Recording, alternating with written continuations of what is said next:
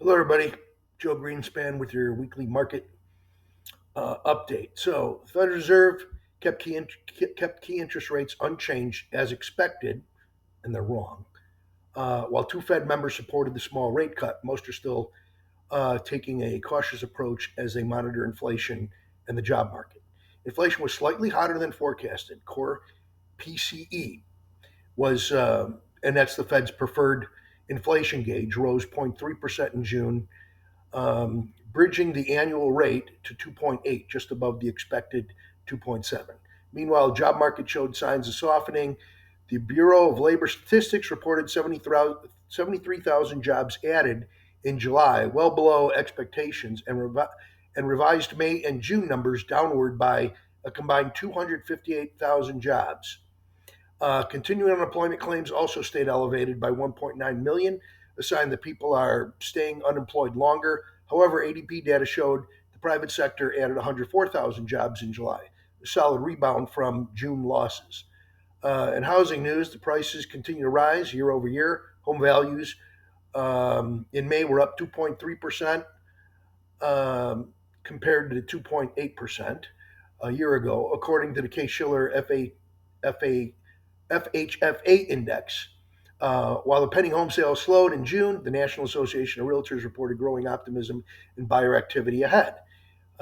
Thinking of buying or refinancing or have any questions, um, contact First Fidelity Home Mortgage, Wisconsin. So, what I want to talk to you about is with these numbers of just how ridiculous it's been, and you probably heard me complain for a long time about the um, the BLS numbers being more BS numbers. Um, so they actually had then 73,000 jobs versus the 110,000 estimate. So it was well below. But you got to understand the growth was in healthcare and social assistance. That's not really how you build a solid economy. And the other one was leisure and hospitality by 5,000 jobs. Now, leisure and hospitality has actually been a lot hotter in the past, and a lot of questions, as far as on why these numbers actually have been overstated for so long. It's been ridiculous. So, and then they have something called the birth death model, and that has to do with how many businesses started and how many businesses closed during the time period, and that was reported at 257,000 jobs or businesses created. Okay, I'm not buying that. That's a total joke. And to let you know how much of a joke it is, so Q4, the birth death model, was revised down to 170,000 jobs. Okay, I mean that's ridiculous. So you got to think, and then also in revisions in May and June, we're down 258,000 jobs. So that means, and the market reacts to this. Even the Fed, Jerome Powell, I think this is all he looks at. Which I don't know. We know there's more data out there to draw better conclusions. But May and June revised down 258,000 jobs. Okay, so that means May, the headline number was 144,000 jobs, and now it's revised down to 19,000 jobs. June, it was the headline number was 147,000 jobs created, and now it's 14,000 jobs.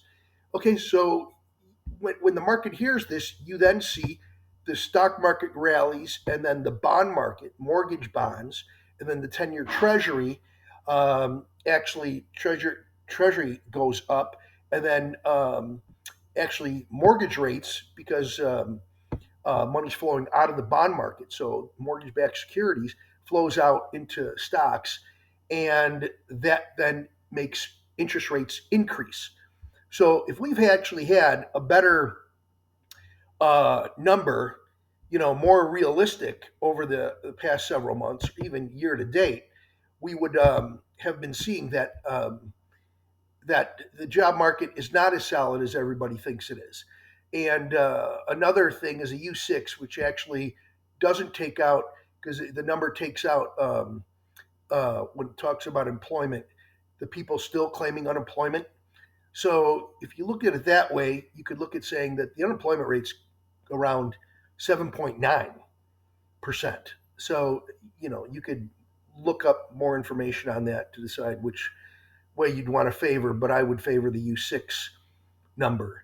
Um, but also the quality of jobs. And this has been happening for the past several years.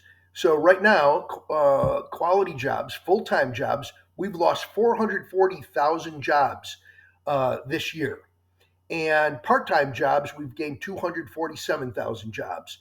So think about that, because they count a full time job and a part time job the same as far as under job creations.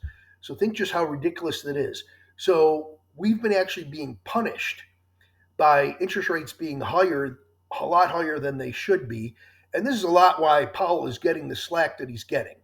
It's actually, this is obviously proof that everybody, a lot more people are on the right side of this than the Fed is, and which is why that they should be looking to lower rates. We're getting behind the eight ball again, and if the Fed would have increased rates sooner, you know, we would not have gotten into this inflation situation.